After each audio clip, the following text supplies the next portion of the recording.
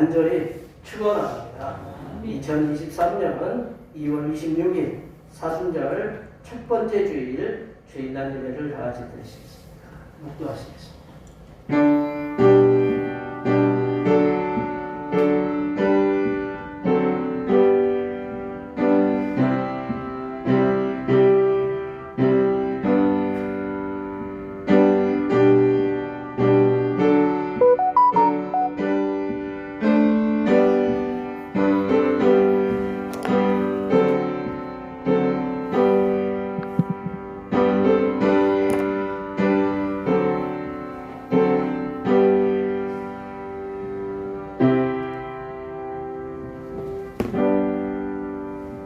지존자의 은밀한 곳에 거주하며 전능자의 그늘 아래 사는 자여, 나는 여호와를 향하여 말하기를 그는 나의 피난처요 나의 요새요 내가 의뢰하는 하나님이라 하리니 이는 그가 너를 새 사냥꾼의 올무에서와 심한 전염병에서 건지실 것이미로다. 아멘. 죄인들의 구원을 위해 아들을 이 땅에 보내신 사랑의 하나님 아버지, 주님의 고난을 묵상하는 사순절 기간을 맞이하게 하심을 진심으로 감사드립니다. 우리들이 사순절 기간 동안 주님의 고난 당하심을 묵상하면서 경건하며 절제하는 시간을 가질 수 있도록 도와주시옵소서. 이 시간 드려지는 예배가 하나님께는 영광이요 예배를 드리는 우리들에게는 한없는 기쁨의 시간이 되게 도와주시옵소서. 거룩하신 예수님의 이름으로 기원하옵나이다. 아멘. 이 시간 다 같이 일어나셔서 지난 한 주간 동안 우리들이 알게 모르게 지었던 우리의 모든 죄를 한 주에 맞추어서 질문으로 고백하는 고백의 기도를 드리시겠습니다. 기도하시겠습니다.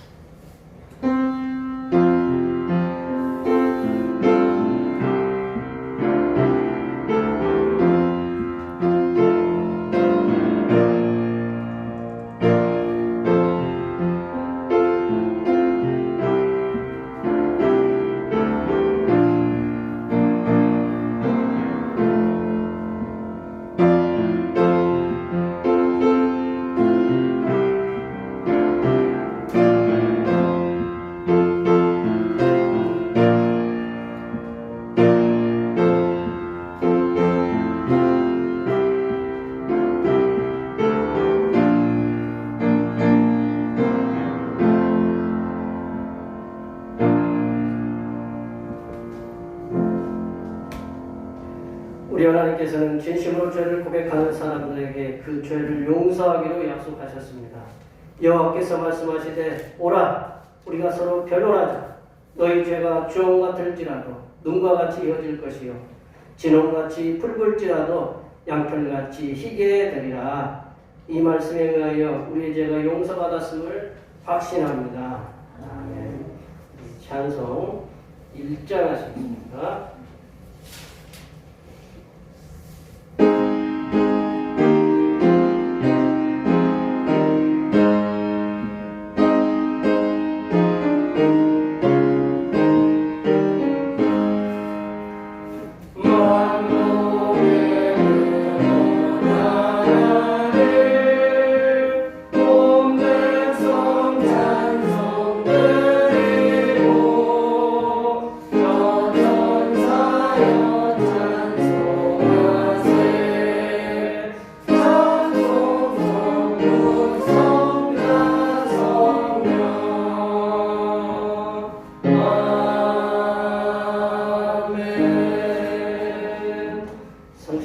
교동문 124번 사순절 첫 번째 성시교동은 교동문 124번 사순절 첫 번째입니다.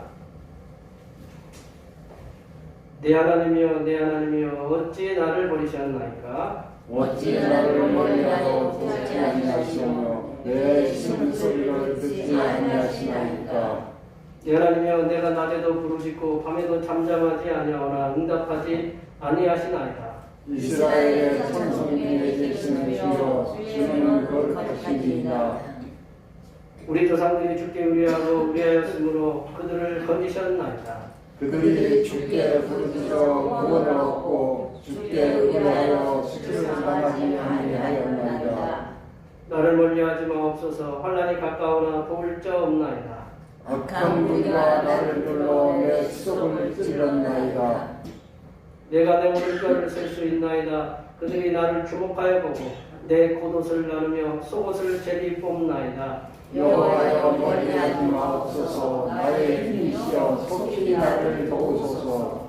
나를 사자 입에서 구하소서. 주께서 내게 응답하시고 들소리 뿔에서 구원하셨나이다. 내가 주의 이름을 형제에게 선포하고 회중 가운데서 주를 찬송하리이다.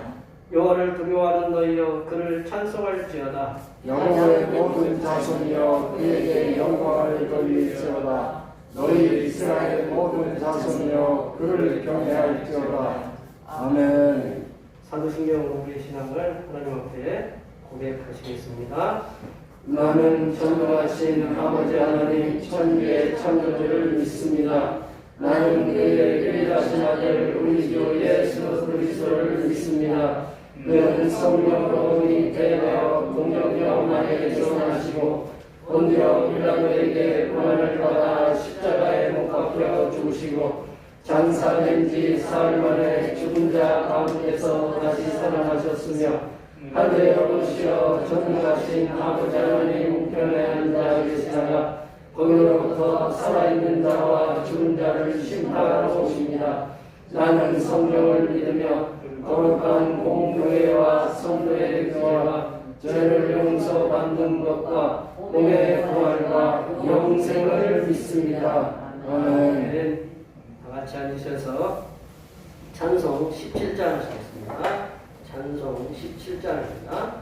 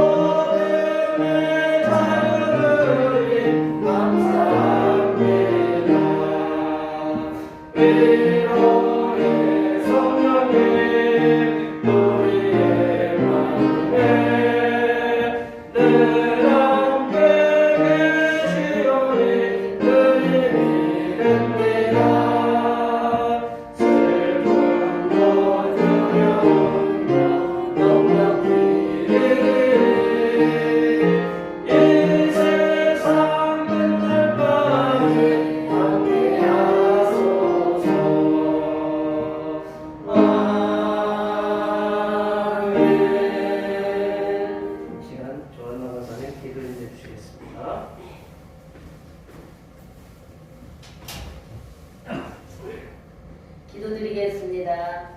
우리를 사랑하시고 지켜주셔서 일주일의 삶을 잘 보내고 주님의 전에 나와 예배드리게 하심에 감사드립니다. 추운 날씨 속에서도 우리의 성도님들의 건강을 지켜주시어 기쁨으로 성도의 교제를 나누게 하심에 감사합니다. 지금 전 세계는 기근과 전쟁과 지진으로 많은 어려움에 처한 주님의 자녀들이 많습니다. 하나님께서 그들에게 긍휼과 사랑으로 하루속히 삶의 평화와 기쁨 있게 하여 주옵소서. 하나님, 우리 교회가 선교에 힘쓰며 힘들고 소외되어 어려움 있는 곳에 도움을 줄 수 있는 사랑이 많은 교회가 되게 하시어 저희들이 매일 성령이 충만한 하나님의 일꾼으로 쓰임받게 하여 주옵소서. 이 시간 말씀을 선포하시는 목사님께 크신 권능으로 함께 하시어 말씀을 듣는 저희들에게 귀가 열리고 영이 열려 주님의 음성을 듣는 이 예배가 되게 하여 주옵소서. 이 모든 말씀을 살아서 역사 역사하시는 예수님의 이름으로 기도드리옵나이다. 아멘.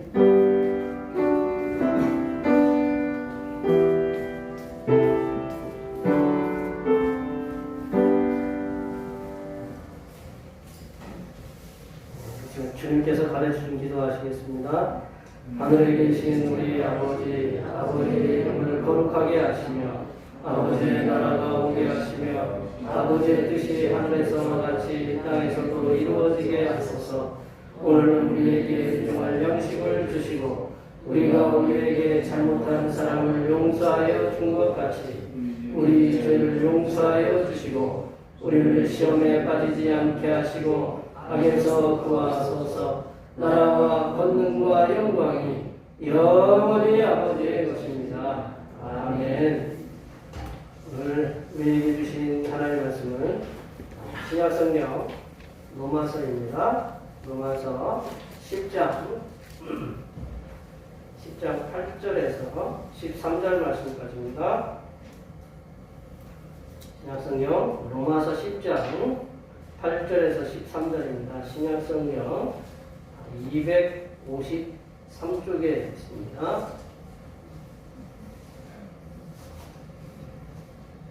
사순절 첫 번째 주일에 주신 하나님의 말씀은 신약성경 로마서 10장 8절에서 13절입니다. 신약성경 253쪽에 있습니다. 한 절씩 교독하시겠습니다. 그러면 무엇을 말하느냐? 말씀이 내게 가까워 내 입에 있으며 내 마음에 있다 하였으니 곧 우리가 전파하는 믿음의 말씀이라. 내가 만일 주로 예수를 주로 시인하며 또 하나님께서 그를 죽은 자 가운데서 살리신 것을 내 마음에 있으면 구원을 받으리라. 사람이 마음으로 믿어 의에 이르고 입으로 시인하여 구원에 이르느니라. 성경에 이르되 누구든지 그를 믿는 자는 부끄러움을 당하지 아니하리라 하니 유대인이나 헬라인이나 차별이 없음이라. 한 분이신 주께서 모든 사람의 주가 되사 그를 부르는 모든 사람에게 부요하시도다. 누구든지 주의 이름을 부르는 자는 구원을 받으리라. 아멘. 오늘은 사순절 첫 번째 주일입니다. 죄인들의 구원을 위해서 십자가의 고난의 길을 순종하심으로써 그러신 예수님께 우리가 항상 감사하시기 바랍니다. 매주일 찬양 예배는 우리 권사님들과 여러분들의 도움의 손길로 오후 1시에 드립니다. 3월달에는 사순절, 4월달에는 중려주일이고요. 부활절이 있습니다. 그리고 제가 토요일날 교육부소회가 영광부에서 있습니다. 수요 기도의 시간이 변경됩니다. 3월 1일이 딱 수요일이에요. 3월 1일이 수요일인데 수요일 3월 1일부터 저녁 7시 30분 뒤로 늦춰서 드리도록 하겠습니다. 기억해 주시면 감사하겠습니다. 이번 주부터 7시 반이에요? 예. 주보에는 7시에 기록되어 있는데 7시 반으로 우리가 기억하시면 됩니다. 수요 기도의 시간에는 시가서 말씀을 나누고요. 중보기도 우리를 위해서 십자가에 고난당하신 주님을 위해서 헌신하는 그런 삶을 살게 해달라고 위해서 기도해 주시기 바랍니다. 출애굽기 매주 찬양 예배는 출애굽기 말씀을 함께 나누고 있고요. 오늘 난 예배 후에 점심 공동 식사가 있습니다. 점심 공동 식사는 내가 많지 않아요. 많지 않은 것을 기억하시면 감사하겠습니다. 그래서 맛있게 드세요. 아셨죠? 예, 우리가 예수님이 제일 중요하게 생각했던 사역 중에 하나가 식사 모임이에요. 식탁 공동체. 그래서 늘 저도 이제 중요하게 생각하는 게 이 식사 모임인데, 이 식탁이라는 건 먹으면서 얘기도 나누고 어떤 즐거움의 시간이잖아요. 우리 권사님이 우리 성대 교제를 위해서 이렇게 기도하시는 것처럼 그런 식사 시간이 굉장히 중요한 시간이다. 그래서 우리를 갖다가 한 집안을 갖다가 식구라고 하잖아요. 식구. 먹는 입이라고 하잖아요. 그죠? 식자가 먹을 식자잖아요. 식구가 먹는 우리 다 식구예요. 아셨죠? 네. 마음에 안 하셔도 우리는 같은 식구예요. 아셨죠? 네. 네. 여기 계신 분들이 우리 권사님이 기도하신 것처럼 주님 은혜 가운데 형통하신 목사님 사시고 또 이 한 주간도 이렇게 오늘 날씨가 좀 쌀쌀하죠? 쌀쌀한데 이럴 때 감기가 많이 걸리고 어른들이 많이 다치기도 하고 애들도 감기 걸리고 건강도 조심하시고 제 말씀 드리니까 뭐 기침도 하시고 그러시면 이게 화절기라서 다들 이렇게 옷을 입기가 굉장히 어려운 시점이에요. 건강 주의하시고 이 한 주간도 주님 안에서 믿음으로 승리하고 직장에서 인정받는 하나님의 자녀들이 되도록 사업터에서도 형통하고 그리고 우리 권사님들 다니실 때 건강한 모습으로 아무런 어려움 없이 건강한 모습으로 다니시도록 앞에 옆에 그리고 농사철 돌아가는데 농사도 형통하게 해달라고 운전하시는 우리 자녀들 주 안에서 주님께서 운전대 붙잡으셔서 평안하게 운전하면서 삶을 살아갈 수 있도록 걱정 근심들이 많이 있는데 주께서 이 모든 걱정 근심 주 안에서 주님께서 날려달라고 시간 다 같이 앞에 옆에 뒤에 계신 분들 건강을 위해서 주님의 그리고 그대의 삶의 터전을 위해서 많이 많이 축복해 주시기 바랍니다. 축복합니다.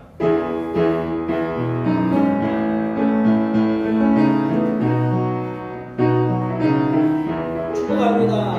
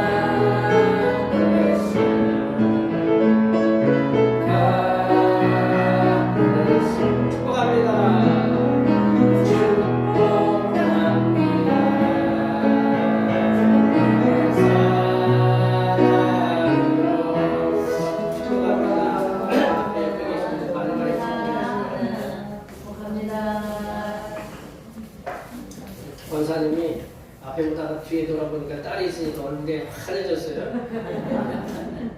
여기서도 이렇게 오래간만에 보니까 이렇게 얼굴을 보면 이렇게 교회 오면 기쁨의 그러한 공간이 되고 교제의 공간이 될 수 있도록 날마다 기도해 주시면 감사하겠습니다.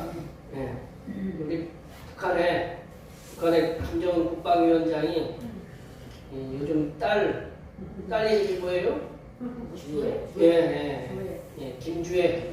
김주혜와 함께 이렇게 국가 공식 행사에 참여하는 일을 이렇게 좀 많이 갖고 있어요. 그래서 요즘 김주혜를 띄우는 그러한 일들이 많아요.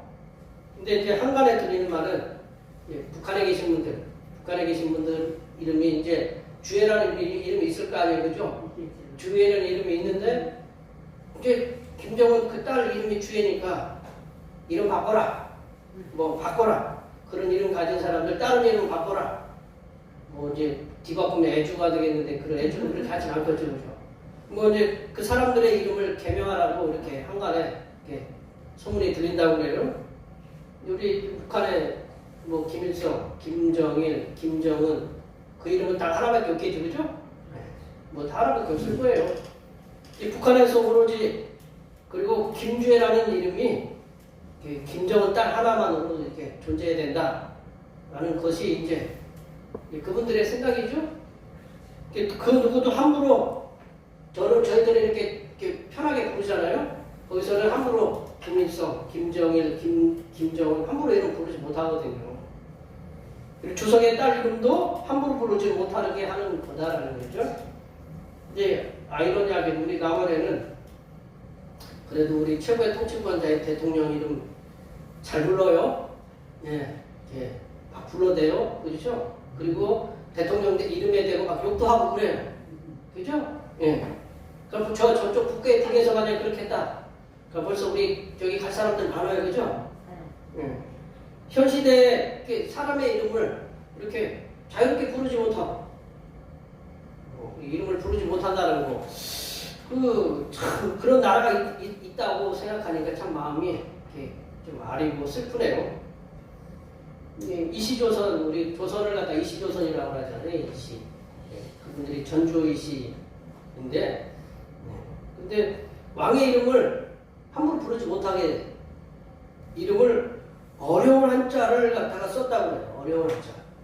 그래서 보통 보면 외자를 이렇게 썼어요. 한자 이렇게 왕의 이름들을 한자로 이렇게 짓는 걸 봤는데 우리가 잘 알고 있는 정조 이름이 명화로도 나왔지만 이산 또 이렇게 다른 글을 보니까 이성 구글인가 제가 찾아봤더니 이성이라고 이렇게 부른다고 그래요.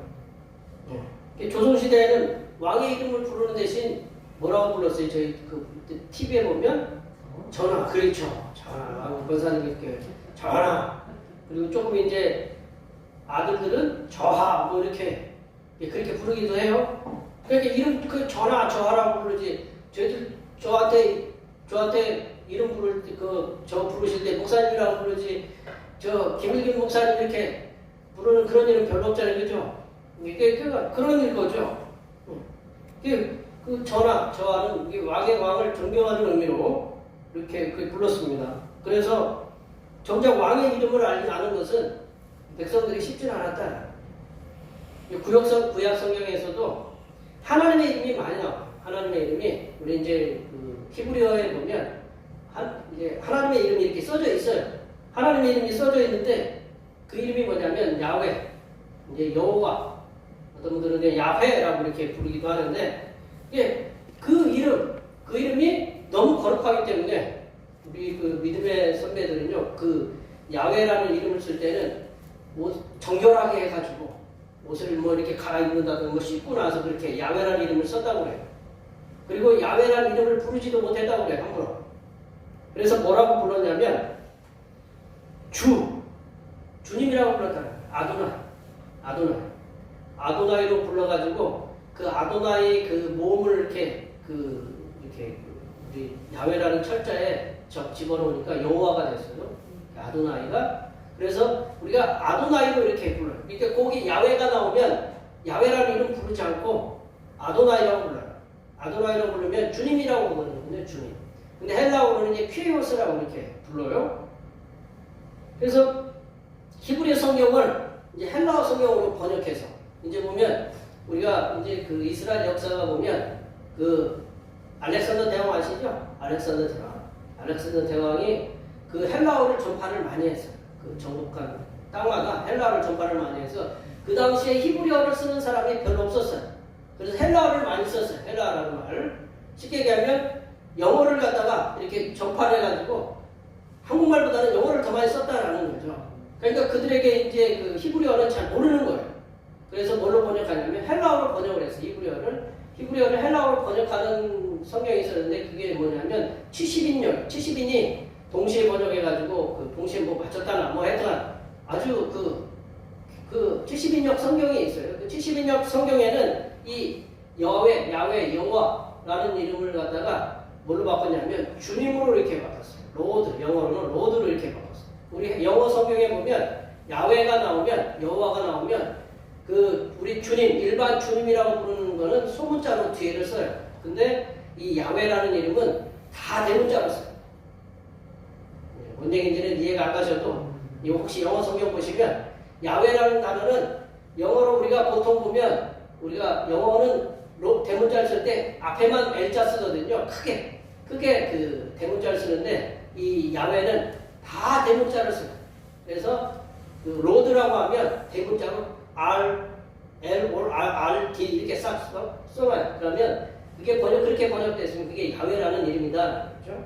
그게 몇 번이나 쓰였느냐? 6,000번이나 써요. 6,000번.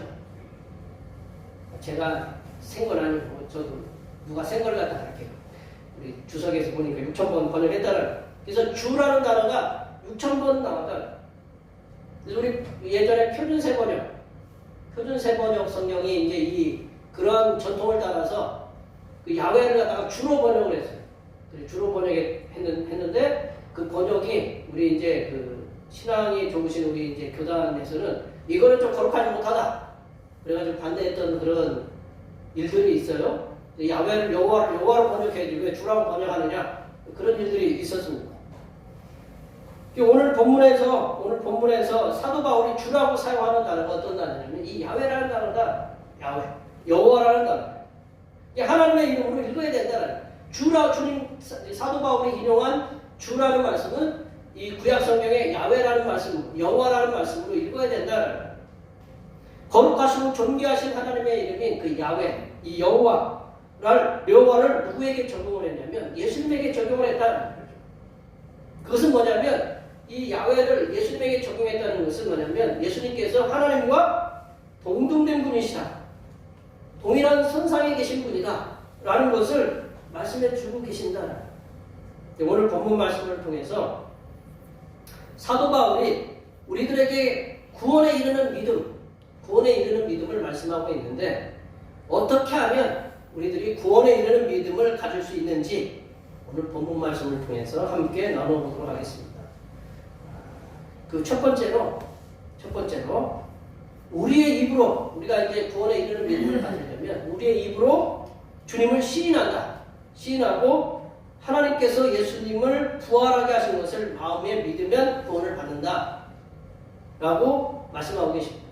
그러니까 우리 입으로 예수님을 주님이라고 하나님이라고 야훼라고 시인하고 하나님께서는 예수님을 부활하게 하신 그것을 우리가 마음에 믿으면 구원을 받는다. 우리 9절 말씀 읽어볼까요? 9절 말씀 읽어보겠습니다. 내가 만일 내 입으로 예수를 주로 시인하며 또 하나님께서 그를 죽은 자 가운데서 살리신 것을 내 마음에 믿으면 구원을 받으리라. 입과 마음. 우리 8절에 보면 우리 신명기 30장 말씀을 갖다가 이렇게 말씀하고 있거든요. 8절 말씀은 그 말씀이 내게 가까워서 내 입에 있으며 내 마음에 있다. 이게 뭐냐면 입술에 있고 마음에 있다는 건 이 말씀을 지키기가 어려운 말씀이 아니고 지키기 쉬운 말씀이다. 우리가 말씀을 너무 어렵게 생각하지 말고 쉽게 생각하라 라고 이 신명기에서 이 모세가 이스라엘 백성들이 전해주는 말씀이거든요. 근데 그 사도 바울은 우리의 입으로 예수님을 주님으로 시인하면 구원받는다. 시인한다라는 것은 영어로는 declare라고 나와 있더라고요. 선포하다, 선언하다, 예수님이 나의 주님이시다라고 선언하다라는 거죠. 입으로 예수님을 주님으로 시인한다라는 말은 예수님께서 어떠한 죽음을 당하시냐면 예루살렘 성 밖에서 치욕스러운 형벌인 십자가에서 돌아가셨다. 그 촌동네, 쉽게 우리 대평촌 같은 동네죠. 촌동네 나사렛 출신의 젊은 청년 예수가 우리의 주님이라고 고백하는 것. 그게 구원의 출발점이다. 예루살렘 성 밖에서 죽었다는 건 버림받은 거거든요. 십자가가 예루살렘 밖에서 있었잖아요. 갈보리 골고다 언덕에 그 십자가가 예루살렘 밖에서 있었는데 예수님이 치욕스러운 십자가. 예, 우리 성경에 보면 예수님 옷 중요한 부분 가려서 나오잖아요. 십자가에 못 박힌 분들은 다 벗겨서 죽여요. 다 그냥 벗겨서 죽여요. 죽일 때 뭐 옷 입히지 않아요. 이게 치욕스러운 십자가. 이 십자가를 갖다가 지고 가시면서 그게 예수님은 치욕스러운 누군가에게 이게 뭐 이렇게 존경받지 못하는 그런 죽음을 받은 돌아가신 거거든요. 그런 치욕스러운 그 십자가에서 돌아가신 그 촌동네 나사렛 예수님께서 젊은 청년인 예수님께서 우리의 주님이라고 고백하는 것이 구원의 출발점이다. 예수님의 이름도 구세주라는 거예요. 우리 마태복음 1장 21절에 보면 이는 그가 자기 백성을 저희 죄에서 구원하실 자이시니라 라고 예수님의 이름을 갖다 해석해 주세요. 예수님도 구세주예요. 이름이 구세주예요. 그리고 앞서서 언급해드린 것처럼 주님이라는 말씀은 구약 성경의 야훼라는 말이에요. 야훼, 여호와. 그 야훼, 여호와, 아도나이, 주님 그렇게 읽었다고 말씀드렸잖아요. 십자가에 달려 비참하게 돌아가신 우리를 위해서 죽어가신 예수님께서 우리의 하나님, 우리의 야훼, 우리의 여호와라고 이렇게 고백한다는 것이다.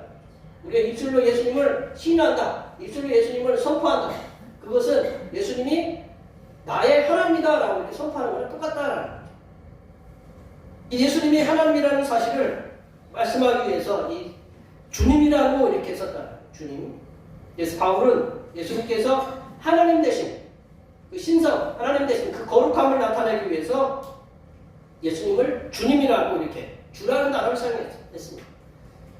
그래서 예수님을 주님으로 시인하면, 예수님을 하나님이라고 시인하면 구원을 받고, 또 한 가지는 예수님을 주님으로 부른다라는 또 다른 의미는 뭐냐면, 구세주는 소테리아라고 그러거든요. 구세주는 한 분뿐이시다. 예수님 한 분뿐이시다. 우리 여기 앞에 이렇게 익두스라고 이렇게 써 있잖아요. 익두스가 뭐냐면 예수 그리스도를 하나님의 아들, 우리의 구세주라는 뜻이거든요. 이 구세주는 예수님 한 분뿐이다. 그리고 황제가 아니다라고 이렇게 선포하는 거거든요.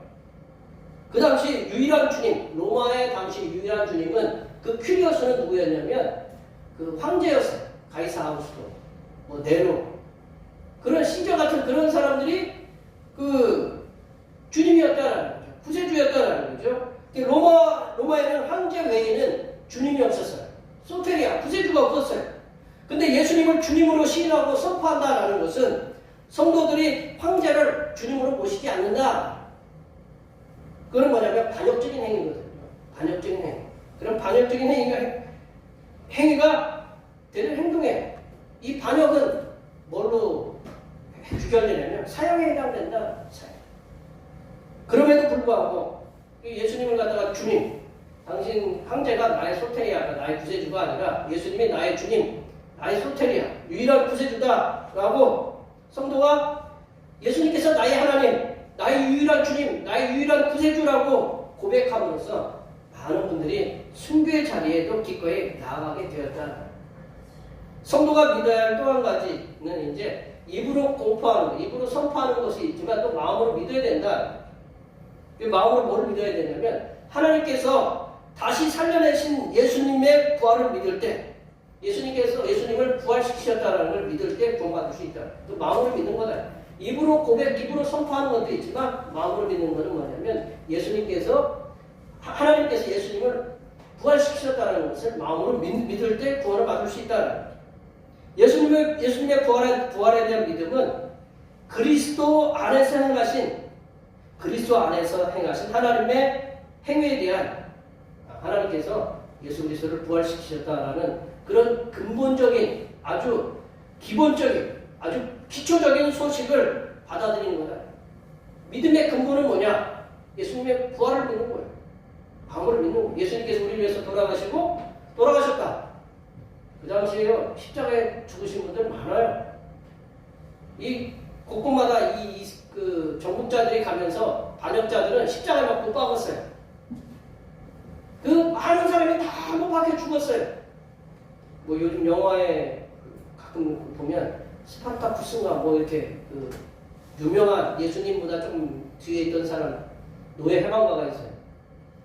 그 사람도 십자가에 못 박혀 죽었어요. 많은 사람들이 십자가에 못 박혀 죽었어요. 예수님도 십자가에 못 박혀 돌아가셨어요.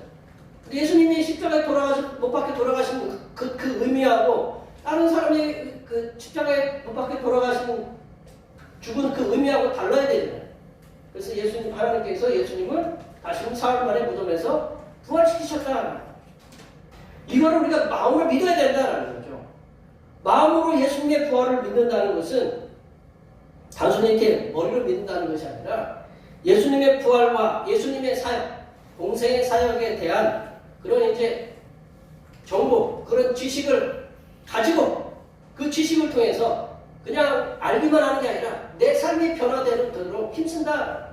마음으로 믿는다라는 것은 다만 그냥 믿기만 하고 거기에 행위가 따르지 않는 것이 아니라 마음으로 믿고 예수님의 부활을 믿고 그리고 예수님의 그 공생의 사역을 그러한 그것을 마음으로 믿고 우리의 삶을 변화시키도록 내쓰는 것을 마음으로 믿는다라는 거죠. 이게 마음이라는 것은 그 당시에 뭐라고 생각하냐면 지성과 감정의 자리라고 했어요. 지성과 감정이 굉장히 중요한 거거든요. 이 지성과 감정의 자리인 마음에 예수님의 부활에 대한 믿음의 고백이 없으면, 마음으로 예수님이 우리를 위해서 돌아가셨다라는 그런 믿음이 없으면 진정한 그리스도인이라고 말할 수 없게 된다. 우리 아까 우리랑 성경 공부를 하는데 부활을 믿지 못하고 교회 다니는 분은 반쪽짜리 성도가 아니고 진정한 그리스도인이 아니다. 그런 얘기를 써놨더라고요. 그리고 우리가 진정한 그리스도인이 되려면 예수님에 대한 부활을 마음으로 믿어야 된다. 그래서 사도 바울은 10절 말씀을 통해서 마음으로 믿는 것과 입술의 고백, 입술의 선포가 구원에 이른다고 그렇게 말씀하고 있습니다. 우리 10절 말씀을 읽어볼까요? 다 10절 말씀입니다. 사람이 마음으로 믿어 의에 이르고 입으로 시인하여 구원에 이릅니다. 이게 두 가지가 동시에 이루어질 때 의다라는 것은 하나님이 받아들인다라는 거죠. 의라는 것은 어떤 거냐면 이게 공평한 것을 얘기해서 이쪽에 거울, 이쪽에 우리의 저울추 10kg짜리를 올려놨고 그러면 이쪽에 10kg의 무게가 되는 그걸 올려놔야 되잖아요. 그러면 우리가 이쪽에 10kg짜리 무게를 놓고 이쪽에 5kg짜리를 놓으면 이게 의가 안 맞아요. 이거는 불의에 맞지 않는다라는 거예요. 근데 이쪽에 10kg짜리를 놓고 이쪽에도 10kg짜리를 딱 놔서 이렇게 균형이 맞는다. 그게 의로운 거예요. 그러면 하나님이 받아들이신 여기 계신 분들이 그 물건을 사러 갔어요. 쉽게 얘기하면 소고기를 샀는데 1kg를 갖다가 1kg면 많죠, 그죠? 1kg를 딱 얹어놨어요. 1kg 되는 무게를 갖다가 추를 갖다 달아놓고 나한테는 1kg를 줘야 되는데 600g만 줬어요. 현금만 줬어요. 그러면 그게 올바른 지불이 된 거예요? 그러면 당장 뭐를 해요? 이것이 어디 눈앞에서 나를 갖다가 속이려고 당장 그러세요? 안 그러세요? 그러시죠. 그게 불의예요.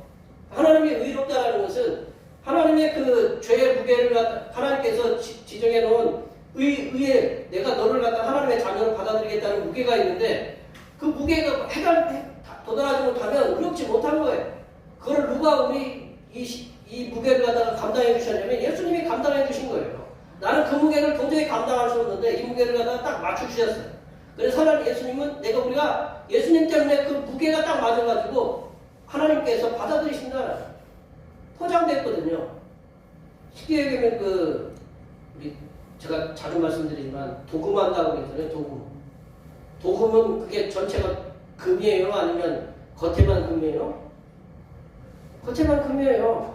도금에서 우리 올림픽에서 금메달 주는데 그게 전체 금이 아니라 도금만 금이잖아요. 그 금을 갖다가 그만큼 주려고 하면 참 엄청나겠죠. 도금이라는 건 포장된 거. 그래서 그걸 우리가 뭐라고 하냐면 금이라고 해요. 도금에 뜬 거예요. 그러면 마찬가지로 우리도 하나님이 예수님의 피로 우리가 이렇게 포장해 주셨어요. 이렇게 덮어주셨어요. 그러니까 죄가 안 보여요. 그러니까 하나님이 눈이 모르셔가지고 우리 받아들이신다. 그게 의다라는 거죠. 그리고 입으로 시인했다. 공포하는 거죠. 공포하면 나 예수님 믿는다. 우리 쉽게 얘기하면 죄송한 얘기인데 우리 어디 가면 식사해야 되잖아요, 그죠? 우리 산마 뷔페에도 가서 식사를 하고 어디 가서 우리가 식사를 할 때 우리 믿는 사람들은 뭐부터 해요? 식사하기 전에? 네. 기도한다는 건 뭐예요? 나는 하나님 믿는 사람이라고 선포하는 거거든요. 그거 하기가 쉬워요, 어려워요? 네. 그냥 눈만 깜빡깜빡 하세요. 예. 어려워요. 어디 가서 식사한다고 기도하고 제가 이렇게 밥 먹을 때 이렇게 보통 숟가락 옆에 들고 기도하니까 전투하시는 것 같다고 앞에서 계신 분이 식사하면 내가 목사라고 하면 목사라는 것이 알거든요. 그러면 그걸 갖다가 나타내야 되거든요. 그래 식사 기도를 안 하면 저분이 믿는지 안 믿는지 잘 몰라요. 그 하나의 뭐냐면 그 선포거든요. 우리들은 예수님을 믿고 구원받은 성도인과 동시에 하나님의 자녀들이다. 이렇게 성도와 구원받은 하나님의 자녀들은 마음으로 예수님에 대한 부활을 확실하게 믿어야 된다. 그리고 입술로 예수님께서는 우리 하나님이시고 세상의 유일한 구세주고 주님이심을 고백하는 삶, 그게 구원에 이르는 믿음입니다. 그런 믿음을 갖고 마음으로 예수님의 부활을 믿고 입술로 예수님 우리 주님이다라는 걸 선포하심으로써 세상에서 날마다 승리하시는 하나님의 귀한 자녀들이 되시기를 간절히 축원합니다. 두 번째로 하나님께서 구원하시는 모든 민족에게 차별이 없음을 그걸 믿으시라는 거죠. 하나님께서 구원하시는데 누구는 구원하고 누구는 구원하지 않고 없이 모두가 차별이 없이 하나님께서 구원하신다. 뭐 성분을 조사해서 쟤는 구원받을 뭔가 있으니까 구원시키고 쟤는 싹수가 노란하다. 싹수가 노란하다. 게 싹부터 노란하다. 그러면 벌써 그런 거잖아요. 너는 저쪽으로 좀 부리는 것을 너는 집어던지고 너는 좀 이렇게 편한 것으로 보게 한다. 뭐 그런 하나님의 그런 차별이 있는 게 아니다. 그렇죠? 우리 12절 말씀 볼까요? 12절 말씀을 다 같이 읽어보겠습니다. 유대인이나 헬라인이나 차별이 없습니다. 한 분이신 주께서 모든 사람의 주가 되사 그를 부르는 모든 사람에게 부요하시리라. 사도 바울은 하나님께서 구원하심에 있어서 유대인이나 헬라인이나 차별이 없이 구원을 하신다라고 이렇게 말씀하고 계십니다. 유대인은 이분들은 자신이 선택을 받았다라는 선민사상, 이 선민사상이 굉장히 강했어요. 그들만이 진정한 하나님의 백성으로 자부했어요. 그래서 이방인들, 이제 헬라인은 이방인의 대표거든요. 이방인의 대표인 헬라인들은 개취부했어요. 그분들은 하나님의 백성이 될 수 없다고 그렇게 생각했어요. 그런데 예수님께서는 이방인들도 하나님의 자녀가 될 수 있도록 그들을 사랑으로 치유하시고 받아들이셨습니다. 나인성 과부가 예수님 멀리 나왔었을 때 나인성 과부라든가 저 멀리에 그 가나안 그 여인의 그 귀신 들린 딸도 이렇게 고쳐주시고 예수님이 이렇게 이스라엘 지역만 다니신 게 아니라 멀리도 이렇게 가시면서 그들의 질병도 고쳐주시고 그들의 말씀도 함께 받아들이셨다라는 그 치유하시고 그들을 이렇게 하나님의 백성이 될 수 있도록 길을 열어놓으셨다라는 거죠. 사도 바울도 복음 전할 때 유대인들에게 이 사도 바울이 이제 이방인의 전도자잖아요. 전도인이잖아요. 전도자인데 먼저 복음을 전할 때는 누구한테 전했냐면 회당에 가서 그들에게 먼저 복음을 전했어요. 왜냐하면 자기 동족이니까. 자기 동족이기 때문에 먼저 그들에게 가서 복음을 전했는데 동족이 예수 말씀을 거부를 해요. 왜냐하면 율법의 말씀과 예수님과는 조금 안 맞는다라는 거죠. 그거는 전혀 우리가 받아들일 수 없는 말씀이다. 그래서 어떻게 하냐 핍박을 해요. 핍박을 하니까 누구한테 전화를 하면 이방인들에 가서 그 말씀을 전했다. 그러므로 복음은 유대인의 전유물만도 아니다. 그리고 이 복음은 이방인을 소외시키는 복음도 아니다. 유대인이나 헬라인이나 이방인이나 복음은 유대인에게도 구원의 길로 인도하는 길이고 또 이방인들에게도 이 복음은 구원으로 이끌어주신 하나님의 은혜의 통로다. 사도 바울은 하나님께서 유대인이든 이방인이든 차별하지 않으시고 구원으로 초대하고 계심을 이사야 28장 16절 말씀을 통해서 증언하고 있습니다. 이사야 말씀을 이 11절에서 새롭게 헬라어 성경 70인역 그 성경으로 이렇게 말씀드리는데 우리 11절 말씀 읽어보고요. 11절 말씀 읽어보겠습니다. 성경에 이르되 누구든지 그를 믿는 자는 부끄러움을 당하지 아니하리라. 누구든지 anyone 그리고 다른 부분에서 everyone 이렇게 누구든지라는 거거든요. 11절은 누구든지 11절에 누구든지라는 이 말씀은 그리스도를 믿는 믿음이 이스라엘과 같은 특정한 민족에게만 국한된 것이 아니라 세상 모든 민족에게 열려있음을 강조하는 말씀. 누구든지 anyone, everyone 누구든지 주님을 믿을 수 있도록 구원의 문을 열어놓으셨다는 거죠. 예수님께서는 마태복음의 마지막 말씀에서 구원이 모든 민족에게 열려있음을 말씀하셨어요. 그래서 대선교, 그레이트 미션, 대선교의 명령을 내리시고 계시는데 우리가 잘 알고 있는 말씀 한번 다 같이 한번 마태복음 28장 19절과 20절 말씀 읽어보겠습니다. 그러므로 너희는 가서 모든 민족을 제자로 삼아 아버지와 아들과 성령의 이름으로 세례를 베풀고 내가 너희에게 분부한 모든 것을 가르쳐 지키게 하라. 볼지어다 내가 세상 끝날까지 너희와 항상 함께 있으리라 하시니라. 아멘. 예수님께서는 너는 모든 민족을 제자로 삼는 거예요. 모든 민족. 누구 특정한 민족, 이스라엘만이 아니라 모든 민족. 그래서 사도행전 1장 8절에 가면 너희가 곧 갑자기 사도행전 1장 8절이 오직 성령이 너희에게 임하시면 너희가 권능을 받고 예루살렘과 온 유대와 사마리아 땅끝까지 이르러 내 증인이 되리라 이렇게 말씀하시잖아요. 복음에 이게 점차 가서 우리가 꺼리는 이 사마리아 그리고 사마리아를 넘어서 이제 이방인에게도 복음을 전하시라고 주님이 이렇게 말씀하고 계신다. 이러하신 예수님의 대선교의 명령으로 이 복음이 제자들이 성령의 충만함을 받아서 예루살렘을 넘어서 온 유대와와 또 사마리아 우리가 알지 못하는 뭐 아프리카도 가고 그런 땅끝이라고 생각하는 이 한국에도 이렇게 복음을 들고 왔어요. 1800년대에. 한국에까지 이렇게 이르게 되었다는 거죠. 그리고 우리 대평교에 이르렀어요. 그래서 이렇게 여기 계신 분들 하나님의 백성된 우리들이 주님의 날에 모여서 즐겁게 찬양 또 예배를 드릴 수 있게 된 거다. 만약에 모든 민족이 아니라 이스라엘 민족만 이렇게 했다면 우리는 예수님 옛자도 몰랐을 거예요.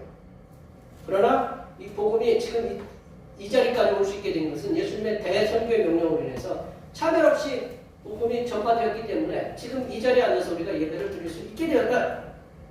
우리들은 주님께서 사도 바울을 통해서 차별 없이 전하여 주신 복음으로 말미암아 구원에 이르는 믿음을 가지게 됐다. 그러므로 우리들은 진정으로 하나님께 감사를 드리시기를 바랍니다. 만약에 복음이 유대인에게만 국한되어서 전해졌더라면 우리들은 주님 앞에 설 수 없는 불쌍한 존재에 불과한 것입니다. 그러나 차별 없이 구원하시는 성삼위일 하나님의 은혜로 말미암아 구원은 우리에게도 나에게도 임했다는 거죠. 하나님께서 차별 없이 주신 그 은혜로 구원받은 우리들이 이 구원을 나만 받는 게 아니고 이제는 주님을 알지 못하는 영혼들에게도 차별 없이 전하도록 힘쓰시기 바랍니다. 맛있는 거 어디에 딱 발견하면 나 혼자만 먹는 게 아니고 그 음식을 갖다가 같이 나눠 먹을 수 있도록. 그 음식 많이 먹으면 혼자 먹으면 무슨 소용이 있어요? 같이 나눠 먹어야. 그런 분들이 몇몇 분 계셔서 이 나라, 이 전 세계가 좀 이렇게 한쪽은 배 터져 죽고 한쪽은 배고파 죽고 그런 이제 불균형인 세상이 지금 되고 있지만 이거를 우리가 성도인 우리가 자꾸 이렇게 흐트러놔야 돼요. 그래서 좀 있는 사람들 좀 내려와가지고 없는 쪽으로 이렇게 지금 우리 권사님도 지금 기도했지만 튀르키예하고 뭐 시리아 기근 지진이 또 일어나서 지금 또 우리가 그런 상황에 우리 당해봤잖아요. 이제 우리 어르신들이 6.25라는 거를 당해보시고 미리 겪어봤잖아요. 그 아픔들이 있잖아요. 그렇기 때문에 우리나라를 위해서 그 가장 많은 군대를 미국 다음에 가장 많은 군대를 보낸 이게 튀르키예, 터키에 우리가 그 헌금 선교 헌금을 보냈지만 우리가 이렇게 하나님께서는 차별 없이 그 주신 은혜로 구원받은 우리들이 이제는 여기만이 아니고 여기도 구원을 복음 열심히 전하고 차별 없이 세상에 더 나아가서 복음을 전하도록 힘쓰셔야 된다. 우리들이 차별 없는 복음을 세상 모든 민족에게 전해서 그들도 구원으로 인도함을 받을 때까지 쉬지 않도록 힘쓰시기를 바랍니다. 사도 바울은 구원에 이르는 믿음을 말씀하시면서 오늘 본문의 13절을 말씀을 통해서 이렇게 결론을 짓습니다. 우리 13절 말씀 한번 읽어볼까요? 누구든지 주의 이름을 부르는 자는 구원을 받으리라. 누구든지, everyone, 모든 사람은 주님의 이름을, 하나님의 이름, 예수님의 이름을 부르면 구원을 받겠다. 이 말씀은 이 사도 바울이 지어낸 말씀이 아니고 사도 바울이 창작해낸 말씀이 아니라 선지자 요엘이 외쳤던 말씀을 인용한 거예요. 요엘서 2장 32절 말씀 앞부분 말씀인데요. 우리 다 같이 한번 읽어보겠습니다. 누구든지 여호와의 이름을 부르는 자는 구원을 얻으리니. 구원을 얻는다라는 그 당시 구원은 어떤 환경이나 어려움 속에서 건져냄을 받는다라는 의미입니다. 근데 우리는 지금 이 말씀 누구든지 주의 이름을 부르는 자는 구원을 받는다. 그러니까 하나님의 품으로 우리가 들어가서 하나님께서 말해놓으신 하나님의 나라에 들어갈 수 있는 자격을 얻게 된다라는 그러한 말씀이거든요. 이 사도 바울은 여호와의 이름을 주님의 이름으로 바꾸어서 인용하면서 하나님의 이름, 즉 성삼일체 하나님의 이름을 부르는 자는 구원을 받는다.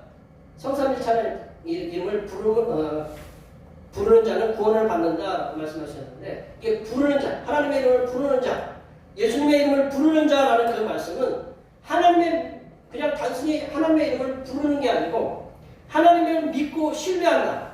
그리고 그분께서 명령하신 하나님의 말씀에 순종해서 그대로 살아가는 자들을 말하는 거다. 그냥 단순히 그냥 주의 이름을 부르는 자, 그래서 하나님 부른다고 그게 구원받는 게 아니고 그 말씀을 마음에 믿고 입으로 시인해서 그걸 우리의 삶으로 옮기는 그런 자들이 바로 부르는 예수님의 이름을 부르는 자들이다. 그러니까 하나님께서는 인종을 차별하지 아니하시고 하나님을 믿고 따르는 자들은 그 누구냐를 막론하고 차별 없이 다 구원으로 초대하시는 이렇게 믿으시기 바랍니다. 말씀을 정리해보면요, 구원에 이르는 믿음은 입술로 예수님은 나의 주님, 나의 하나님으로 이렇게 공포하고 선포하는, 믿고 고백하는 것, 그리고 예수님을 하나님께서 죽은 자 가운데서 다시 살리셨음을 그 마음으로 믿는 부활을, 예수님의 부활을 마음으로 믿는 그 믿음이 바로 구원에 이르는 믿음이다. 또한 구원에 이르는 믿음은 성삼일체 하나님께서 세상 모든 사람들을 차별하지 아니하시고 구원으로 초대하신다는 사실을 믿는 믿음이 바로 구원에 이르는 믿음이다. 여기에 모여 예배하시는 모든 주님의 백성들께서는 이미 입술로 예수님을 주님이라고 이렇게 시인하셨습니다. 하나님이라고 시인하셨어요. 선포하셨어요. 그리고 마음으로 하나님께서 예수님을 죽은 자 가운데서 다시 살리셨음을, 부활하게 하셨음을 믿고 구원받은 백성들이에요. 아멘? 예. 또한 하나님께서 모든 민족에게 차별 없는 복음을 전하게 하심을 통해서 우리들도 구원을 받았다는 걸 알고 있어요. 그러므로 성도된 우리들은 하나님의 크신 사랑과 은혜로 값없이 구원받은 하나님의 자녀들입니다. 이제 우리들은 이런 하나님의 사랑과 은혜를 크게 받았어요.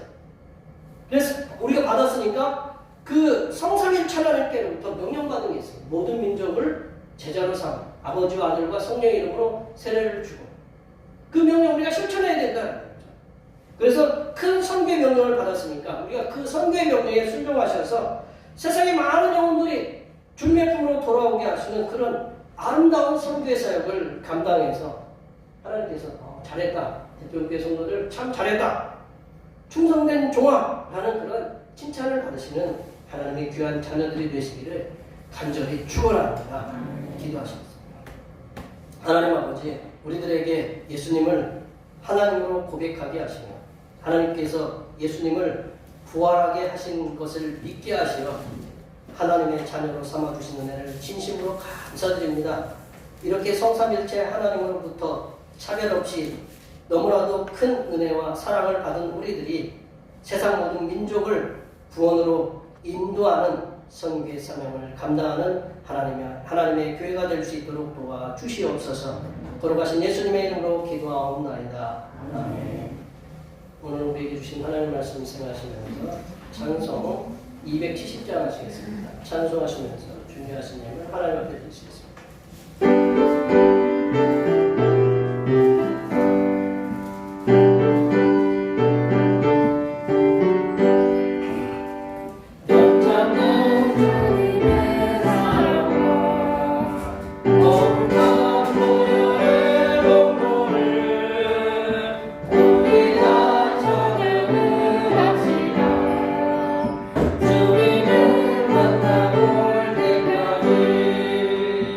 예수를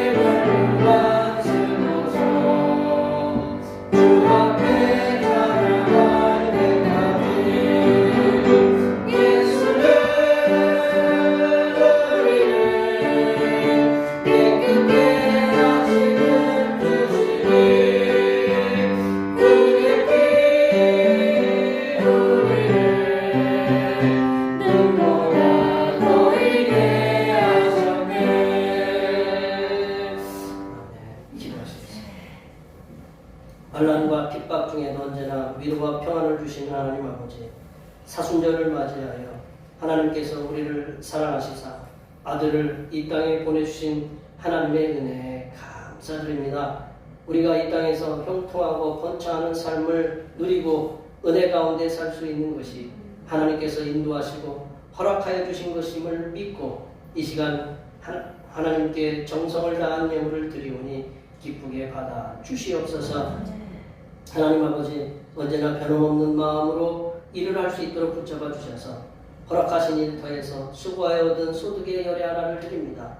바친 손길들의 수고가 값진 열매가 되어 풍성한 삶을 살 수 있도록 복을 부어 주시며 삶의 모든 곳에서 기쁨과 평강과 안식과 자유가 넘치게 하여 주시옵소서. 하나님 아버지, 범사에 감사하는 말씀에 순종하여 감사의 예물을 드립니다. 이 한 주간도 주님의 은혜와 섭리 가운데 형통하게 인도하여 주시는 은혜에 감사하여 감사의 예물을 드립니다. 또한 건강을 주심에 감사하여 감사의 예물을 드립니다. 이렇게 여러 가지 모양으로 드린 감사의 예물을 기쁘게 받으시사 삶의 모든 지경에서 형통한 은혜가 임하게 하시고 기도하는 모든 기도의 제목들이 하나도 빠짐없이 다 이루어지도록 은혜 내려 주시옵소서. 하나님 아버지, 오늘도 한결같은 마음으로 주님 앞에 주의 헌금을 드립니다. 이 한 주간도 주님께서 선하게 베풀어 주시는 사랑하심과 은총의 역사 가운데 복된 길로 인도하여 주시옵소서.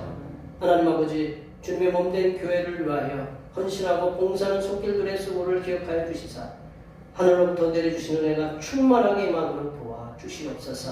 차량 봉사와 주방 봉사와 헌금위원, 안내위원, 재정위원, 그리고 또한 교회 청소를 수고하는, 그리고 주님을 위해서 남모르게 수고하는 여러 손길들을 위해 이 땅에서 하나님께서 보여주시는 새로운 비전들을 보게 하시고 이 땅에서 바라고 소원하는 모든 기도의 제목들이 응답받는 역사가 일어나게 하여 주시옵소서. 거룩하신 예수님의 이름으로 기도하옵나이다.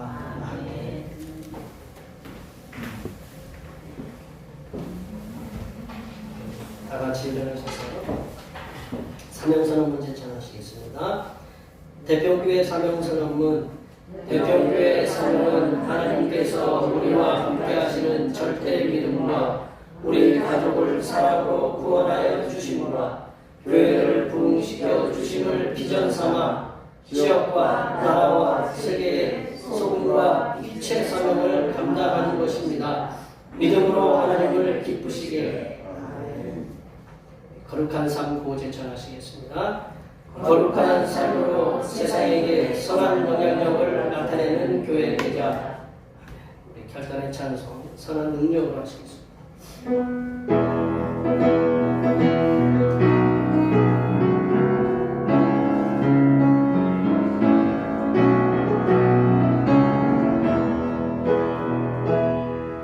주선한 능력으로 안으시네 큰 팔로 날 붙드시네 절망 속에서 흔들리지 않고